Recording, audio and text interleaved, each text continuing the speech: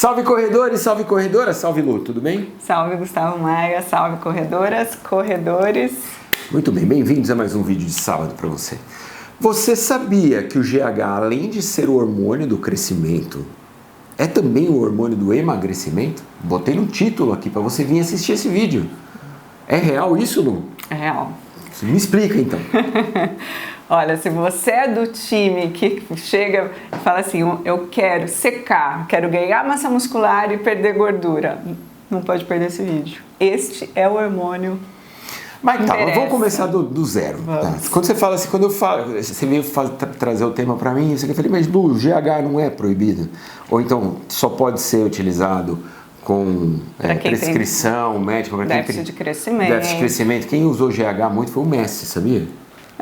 O Messi ele tinha um problema de crescimento, ele não crescia e aí ele fez um tratamento para crescer à base de GH. Mas muita gente usa o GH para crescer de força, ficar mais forte, ciclo de GH, né? Sim. E isso é errado. Não, com certeza não é. Não é ciclo assim, de GH. Pode fazer, faz aí. Não é sobre ciclo de GH que a gente vai falar, mas eu vou falar no final do vídeo um pouco o impacto de fazer o uso do GH injetável. A gente está falando sobre o GH que a gente produz no nosso corpo. Exatamente. Qual é a ação dele, né? Então é lógico, o hormônio do crescimento, a gente pensa, nossa, mas como assim, o hormônio do crescimento não é o oposto de emagrecimento? Não, né?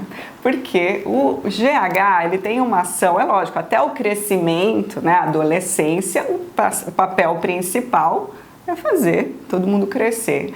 E depois que a gente para de crescer, perde essa ação, qual é a importância do GH?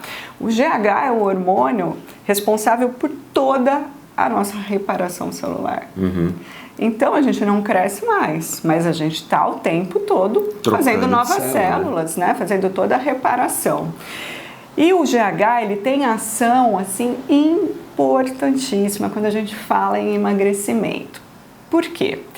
E aí, linkando ao esporte, principalmente. Como que a gente estimula o nosso GH? Com atividade física. Isso é uma das formas com que a gente consegue dar um estímulo de produção de GH. Quando nós fazemos, e principalmente a atividade mais intensa, quando a gente pratica alguma atividade intensa, ou indo para a corrida, os treinos intervalados, né? Ou treinos com uma intensidade moderada, mas com volume maior, esse tipo de treino também vai estimular GH. Ou na musculação, a galera da maromba, né? Que o nosso amigo aqui também curte pra caramba. Você não quer ganhar massa muscular? Quero. Secar? Exato, eu não posso ganhar massa muscular e não secar. Exato. Porque senão eu não consigo correr, eu preciso estar seco. Então, na musculação, né, treinos mais intensos, esse tipo de estímulo, ele vai lá no nosso hipotálamo e dá o eixo hipófise-hipotálamo. Através das células neuroendócrinas, vai lá na hipófise, o GH ele é produzido na hipófise. Tá? Então, a atividade física estimula, a gente capta lá pelo hipotálamo esse estresse, o hipotálamo manda produzir GH. O GH produzido cai na nossa corrente sanguínea.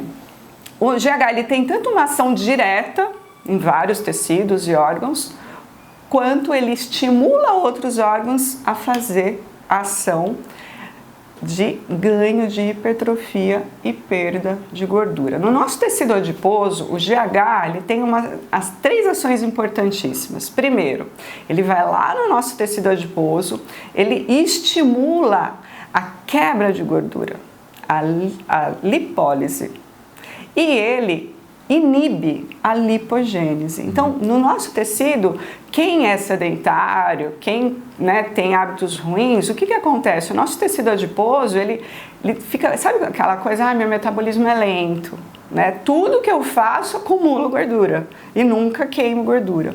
O GH ele vai dar esse estímulo para o tecido adiposo e falar assim, você para de acumular gordura e começa a queimar essa gordura que você tem aí. Porque ele dá um estímulo para que essa gordura seja usada como fonte de energia. E um outro ponto super interessante, inclusive a gente já fez vídeo aqui no canal falando sobre o tecido marrom. quando a gente transforma a nossa gordura, quanto mais células marrom, né, no nosso tecido adiposo, mais ativo é o nosso tecido adiposo. O tecido branco é o que é o negativo, menos ativo, exatamente. Então ele altera até a constituição da gordura no tecido. Então, esse papel do GH, ele faz com que estimule o metabolismo e que a própria gordura, inclusive, seja consumida dentro do tecido. Legal. Além disso, na nossa musculatura, o GH vai lá e tem uma ação de aumento de síntese proteica. Ele estimula, ele faz com que as células musculares aumentem a captação de aminoácidos, principalmente depois da atividade física. E aumenta a proliferação das células satélites. Linkando um pouco com relação a o que estimula e o que vai ajudar a potencializar a ação do GH com a atividade física, pensando lá no músculo, células satélites. Você lembra do suplemento que tem uma ação direta nas células satélites? Não. Creatina. Então, utilizar a creatina, né, fazendo os treinos intensos junto com esse estímulo natural do GH, você potencializa aí a proliferação das células satélites que estão totalmente relacionadas com hipertrofia, com ganho de massa muscular. Aumentar a captação de aminoácidos para dentro da célula muscular, ou seja, aumenta a síntese proteica, aumenta a massa muscular, pós-atividade física, se você dá aminoácidos que estimulam o ganho de massa muscular, principalmente ricos em leucina, por exemplo, um whey protein, até o BCAA, o próprio BCAA, que são 3 aminoácidos, leucina, valina e isoleucina, tem essa ação. Então, aumenta toda a síntese proteica dentro do nosso músculo. E dentro do nosso músculo, ele também faz com que o uso da gordura intramuscular, que nós temos gordura dentro do músculo, o GH vai lá e estimula que o nosso músculo use a gordura como substrato energético durante a atividade física e durante o dia a dia. O GH também, óbvio, né, ele tem uma ação nos nossos ossos, até por conta, né, quando é criança que faz o exame para saber o espaçamento, né, para saber se a criança vai crescer mais ou menos, ou seja, o GH ele tem uma ação direta com relação à densidade mineral óssea, ele aumenta, né, a síntese tanto de células, a osteogênese, né, as células que estão lá no nosso osso, quanto de cartilagem e tendões.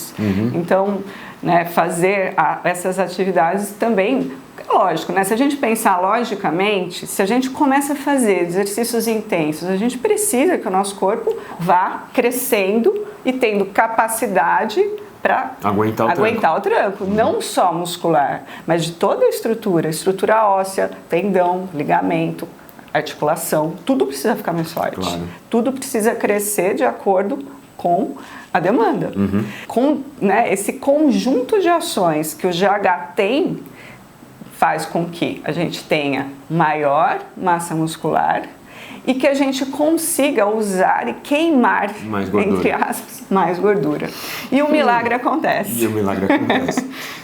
Agora, uma questão que vale a pena a gente colocar é aqui, como, né, a gente potencializar a ação do GH, o que atrapalha a produção natural do GH, o fígado, né, para que ele consiga produzir adequadamente esse hormônio, o IGF-1, que tem toda essa ação importantíssima para ganho de massa muscular, o fígado ele é o nosso filtro de tudo que a gente consome.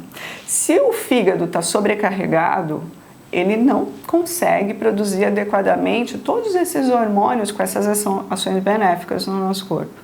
E tem estudos bem interessantes com relação a, principalmente, né, consumos de aditivos químicos e o potencial de intoxicação de fígado, todo o nosso corpo. Mas fígado porque é o que ele vai lá e vai filtrar todas essas toxinas.